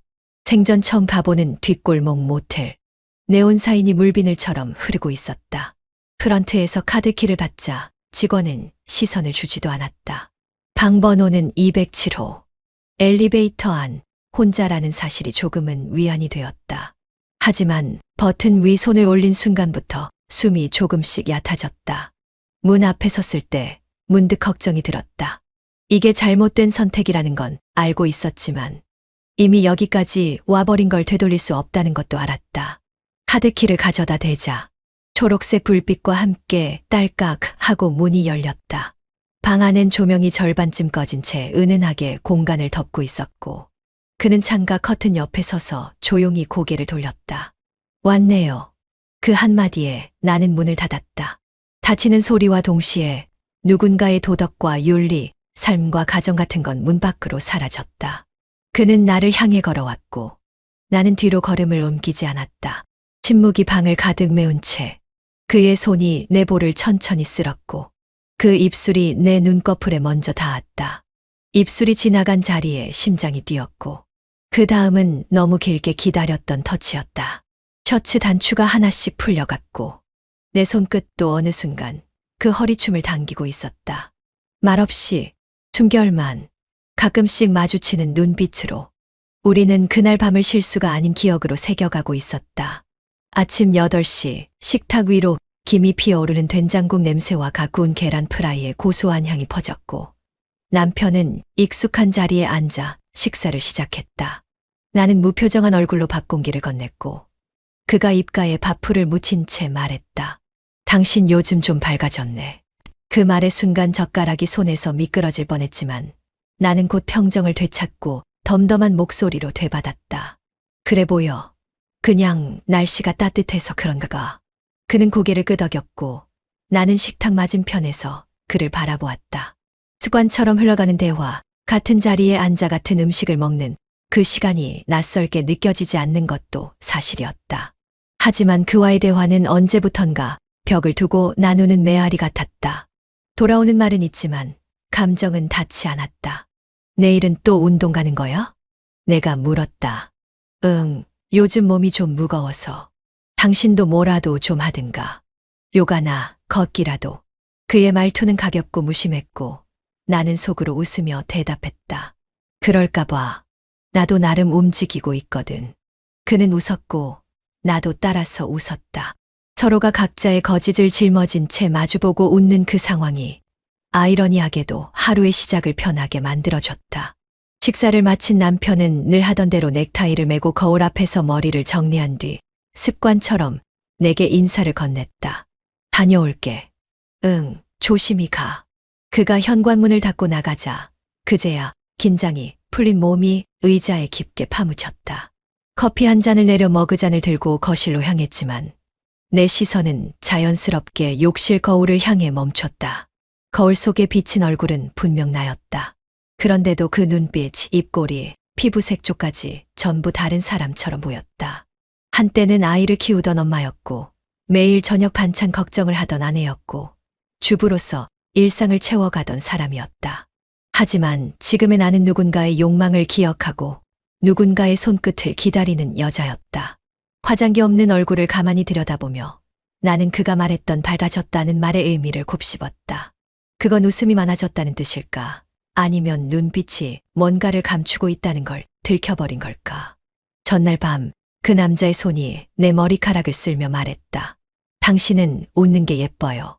너무 예뻐서 참을 수가 없어요. 그 한마디에 나는 웃었고 그 웃음은 거울 속에 아직도 남아 있었다. 차가 식어가는 것도 잊은 채 나는 한참 동안 거울 앞에 서서 내 안에 두 사람을 바라보았다. 낮에 나는 답을 짓고 집안을 정리하는 아내, 밤에 나는 욕망을 숨기지 않는 여자. 그 둘은 같은 얼굴을 하고 있지만 전혀 다른 결을 가지고 있었다. 카톡 소리가 울렸다. 그였다. 잘 잤어요?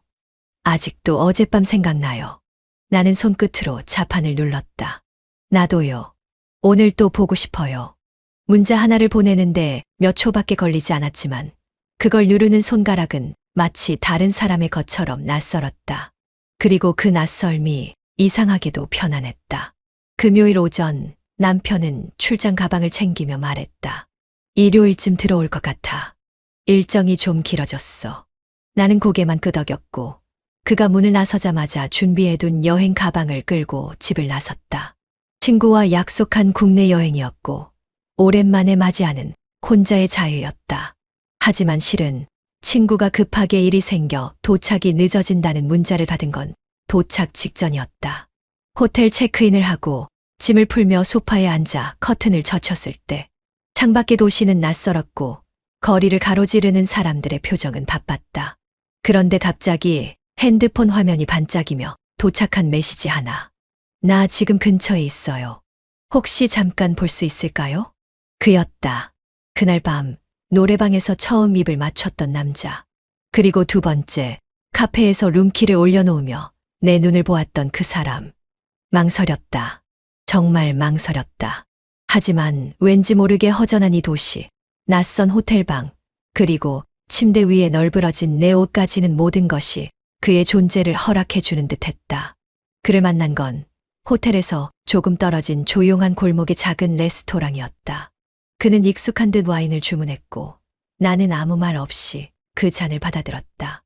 마치 많은 말을 생략하듯 그는 단지 말했다. 혼자 여행이라고 했죠. 친구분은?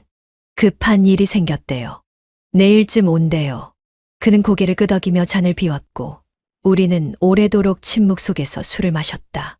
이따금 웃었고 시선이 마주치면 피하지 않았다. 계산서를 테이블 위에 올려둔 그는 자리에서 일어나며 아주 낮고 단정한 말투로 말했다. 호텔 같은 데죠? 나같이 걷기만 할게요.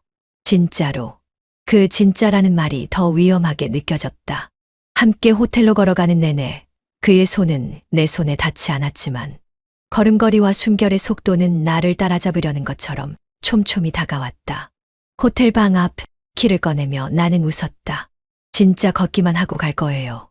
그는 문득 숨을 멈췄고 나도 모르게 그 말이 농담이 아닌 제안처럼 들렸다. 방 안은 어두웠다.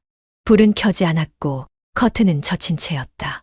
도시의 불빛이 은은하게 스며들며 방 안을 푸른 기운으로 감쌌다. 샤워라도 할까요? 그가 조심스럽게 말했고 나는 고개를 저었다.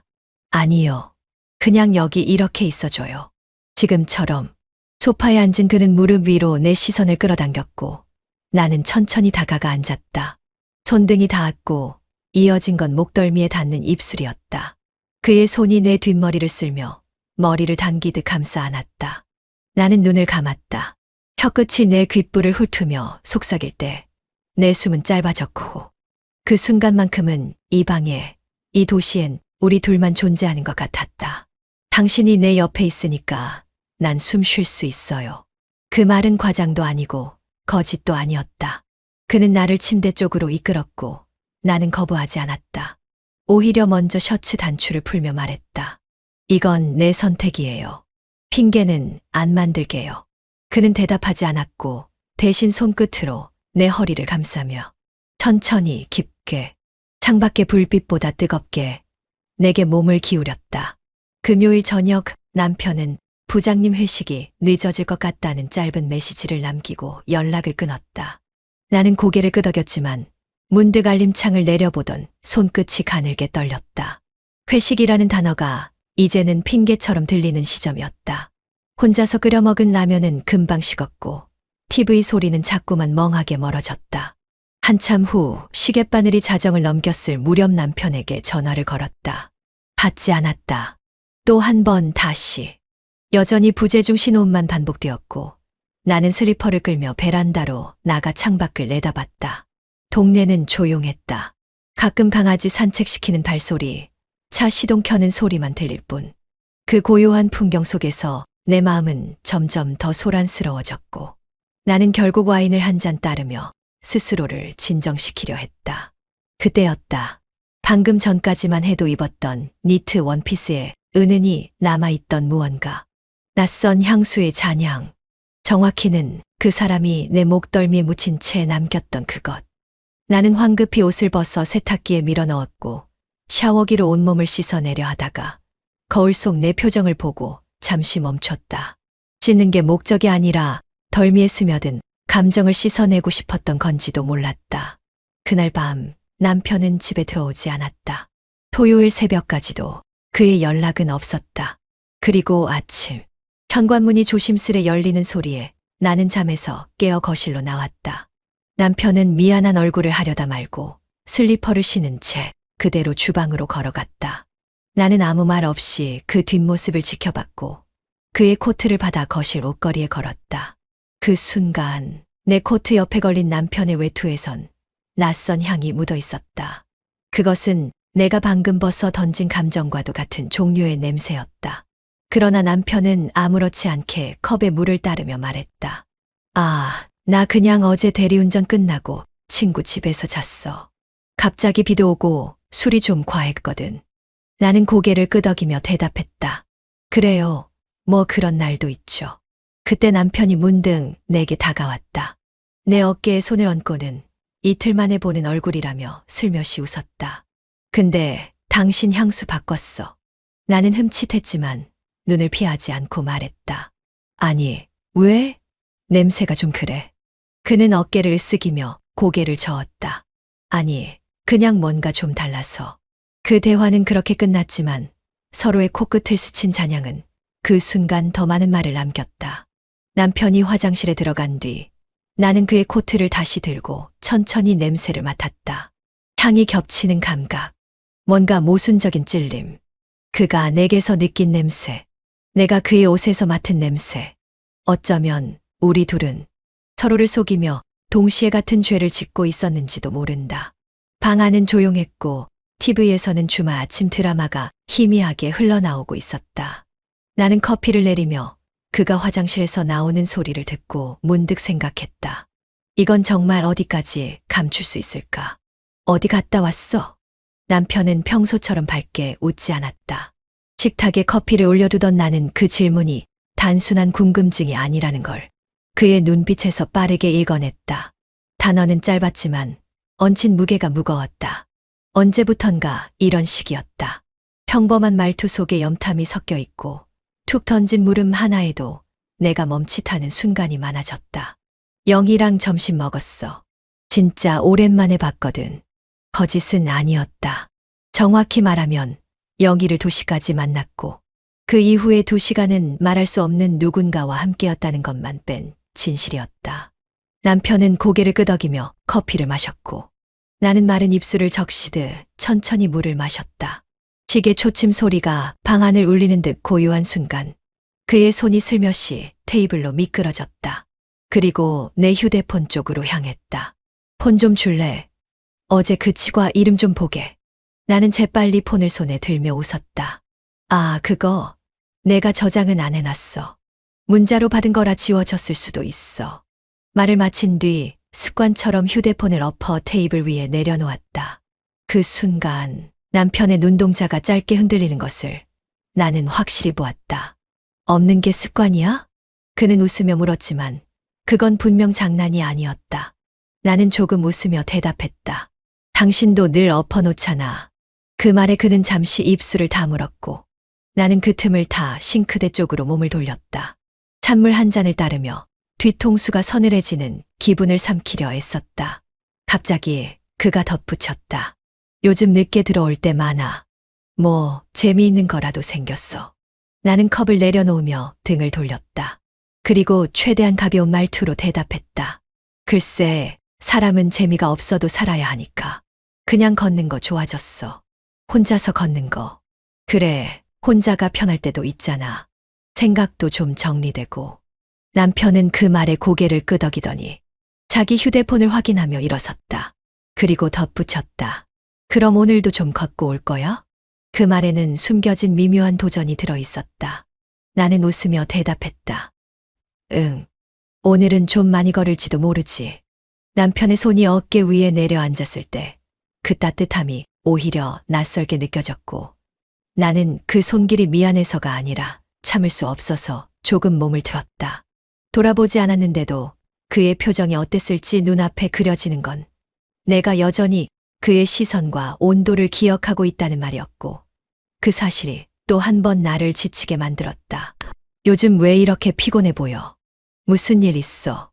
그가 부드럽게 묻는 순간 그 안에 아무 감정도 없다는 걸 알 수 있었고 오래된 남편의 말버릇처럼 듣기 좋은 말들만 골라뱉는 습관처럼 나는 그가 진심으로 궁금해하는 게 아니라 그저 아내에게 해야 할 말을 하고 있을 뿐이라는 걸 느꼈다. 괜찮아. 그냥 좀 바빠서.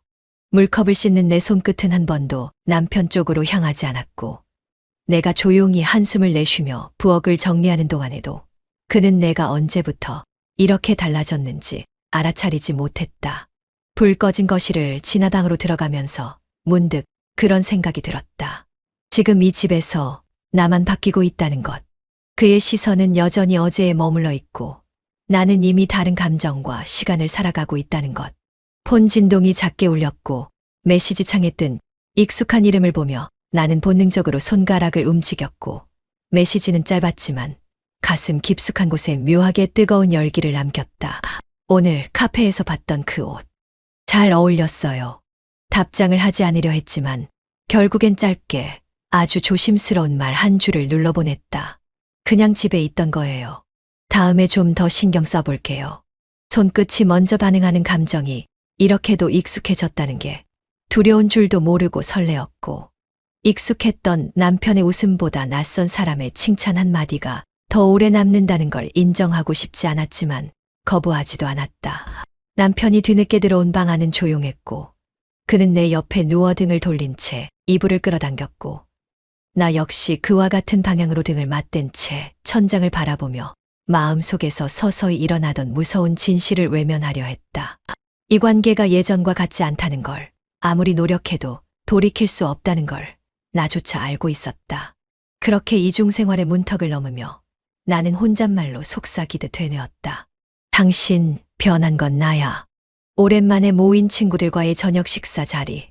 나는 아무렇지 않은 얼굴을 유지하려 했었지만 자꾸만 시선이 맞닿는 유정의 눈빛이 이상하게 가라앉아 있었다. 그녀는 나보다 먼저 도착해 있었고 테이블 위에 놓인 와인잔을 망설이며 손끝으로 굴리고 있었는데 나는 이상하리만큼 그 잔이 비어있다는 사실이 불편하게 느껴졌다. 요즘 좀 달라졌더라. 말투도 표정도 눈빛도. 그녀는 웃으면서 말했지만 그 웃음이 다정하지도 편하지도 않았고 나는 그 말을 장난처럼 받아들이려 했지만 손끝이 와인잔을 잡은 채로 미세하게 흔들리고 있는 걸 스스로도 알아챌 수 있었다. 그냥 좀 피곤해서 그래. 회사도 바쁘고 애도 크니까 더 손이 많이 가고 뭐 그렇지 뭐. 억지로 만들어낸 핑곗말에 유정은 고개를 살짝 기울이며 시선을 거두지 않았고 그렇게 한참 나를 바라보더니 조용히 물었다. 그 사람 아직 연락해? 그 짧은 질문에 숨이 잠깐 멎는 듯했지만 나는 최대한 무덤덤한 얼굴로 젓가락을 내려놓으며 말했다. 무슨 말을 하는 거야? 그날 그 노래방 이후 너 달라졌어. 처음엔 그냥 기분 좋아진 줄 알았는데 점점 너무 달라져서. 나 아무 말도 안 했는데 어떻게 알았어? 그 질문은 결국 나 자신을 향한 고백이었고 유정은 와인잔을 들며 웃지도 화내지도 않은 채 조용히 말했다. 너가 아니더라. 말하진 않았지만 이미 오래전부터 알고 있었어. 그냥 기다렸을 뿐이야. 언제 너 입으로 말할지. 대화는 조용했고 대답은 없었으며 눈물은 그 틈을 비집고 흘러내렸다. 그녀는 수저를 내려놓고 두 손을 포갠 채 담담한 목소리로 물었다. 넌 그 남자 사랑한 거야? 그 질문에 나는 어떤 말도 떠올리지 못했고 이유도 변명도 나오지 않았으며 단지 조용히 고개만 숙였고 와인잔 아래로 뚝 떨어진 눈물이 테이블을 적시는 걸 보며 유정도 더 이상 아무 말 하지 않았다. 그녀는 내 손등 위에 손을 얹으며 낮은 목소리로 속삭였다. 내가 울어도 그 사람이 옆에 있진 않잖아. 그게 지금의 대답이야. 바람 한 줄기 없던 늦봄의 저녁, 그 말은 이상하리만큼 가슴 깊숙한 곳까지 내려왔고 나는 입을 트어막은 채 흐느끼듯 울었다. 누구를 탓할 수 없었고 누군가에게 이 마음을 설명할 수 없었으며 나조차 나 자신을 설득할 수 없는 감정들이 고요히 울렁이며 흘러나왔다. 그녀는 옆에서 한참 동안 아무 말 없이 내 울음을 받아주었고 세상에서 유일하게 이 비밀을 함께 공유하게 된 친구는 누구보다 나를 오래 봐온 사람이었기에 한마디로도 내 진심을 꿰뚫어 볼 수 있었을 것이다. 사랑은 아니었어. 근데 그때는 그 사람이 전부처럼 느껴졌어. 내가 내뱉은 유일한 말은 나를 위한 해명 같았고 그녀는 그 말에 아무 대답 없이 조용히 잔을 들었다. 그 잔 속의 붉은 와인처럼 내 감정도 마침내 남에게 보여질 수밖에 없는 진실로 번져가고 있었다. 남편은 오늘도 퇴근하자마자 씻고 나와 텔레비전 앞에 앉았다. 하루 종일 말 한마디 없었던 날이 며칠째 이어졌는데 이상하리만큼 나는 그 침묵이 편했다. 아니, 익숙해졌다고 해야 할까. 똑같은 자리, 똑같은 리모컨, 똑같은 소리만 남아있는 이 집 안에서 내가 차지하고 있는 자리는 점점 투명해지고 있었다. 소파 옆에 앉은 내 손끝이 식탁을 문질렀고 반쯤 비워진 식기들 위로 식은 반찬 냄새만이 희미하게 남았다. 밥 차렸어. 좀 먹고 들어가. 그는 고개만 한번 끄덕였고 말없이 젓가락을 들었다. 나는 그 손놀림을 멍하니 바라보다가 문득 그가 다 먹기 전에 자리에서 일어났다. 마치 그가 다 먹고 나면 자연스럽게 내가 식기를 치워야만 할 것 같은 기묘한 감정이 스쳤기 때문이다. 하지만 나도 그걸 거부할 힘은 없었다. 그냥 싱크대 앞에 서서 흐르는 물을 바라보며 손을 움직일 뿐이었다. 부엌 한쪽엔 그가 자주 입던 후드티가 널브러져 있었고 그 위에 내 머리카락 한 올이 엉켜 있었다. 이상하게도 그 머리카락을 떼어내지 못한 채 나는 그대로 주저앉고 말았다. 엉덩이부터 바닥에 닿는 그 짧은 충격이 낯설지 않았고 마치 누군가에게 안기고 싶은 기분과 닮아 있었다. 하지만 이 집엔 그런 감정을 받을 상대가 없다는 것도 누구보다 잘 알고 있었다. 잠시 후 남편은 소파로 돌아왔고 나는 안방으로 들어갔다. 침대 위엔 내가 접어둔 담요와 베개만 가지런히 놓여 있었다. 하지만 침대엔 누워있지 않았다. 남편은 언제부터인가 거실 소파에서 잠들기 시작했고 그건 마치 내가 아닌 누군가와 아니면 혼자 있는 것이 더 편하다는 말 없는 선언 같았다. 그 침묵 속에서 나는 침대 위조차 내 것이 아닌 것 같은 기분에 자주 사로잡혔다. 그날 밤도 마찬가지였다. 그는 소파에 누운 채 TV 화면을 바라봤고 나는 침실에서 불을 끄고 누웠다. 하지만 쉽게 잠이 들지 않았다. 그와의 대화가 없던 나날은 어느 순간부터는 내 안의 목소리까지 잠식시켰다. 속삭이듯 혼잣말을 하던 버릇도 사라졌고 거울을 보며 웃어보던 시간도 지워졌다. 그저 가만히 누워서 창밖을 바라보다가 다시 천장을 본다. 그렇게 잠드는 것이 이젠 일상이 되어버렸다. 잠시 후 거실에서 그의 발소리가 들렸다. 화장실에 간 것일까? 발소리는 다시 멀어졌고 나는 그의 무게가 느껴지지 않는 소파를 떠올리며 한숨을 쉬었다. 불 꺼진 집안, 각자의 방에서 각자의 온기로만 살아가는 우리는 같은 집에 살아도 너무 멀어져 있었다. 나도 그도 서로를 바라보지 않은 지 오래였다. 그리고 내가 이런 감정을 느낄 만큼 우리 사이가 식었다는 사실이 문득 너무 슬펐다. 다음 날 아침 남편은 나보다 먼저 일어나 있었다. 주방에서 물을 마시고 있었고 그 모습이 너무도 자연스러워 나는 순간 발걸음을 멈추었다. 그의 뒷모습엔 아무런 미련도 감정도 느껴지지 않았다. 설마 이게 무관심인가? 아니면 익숙함인가?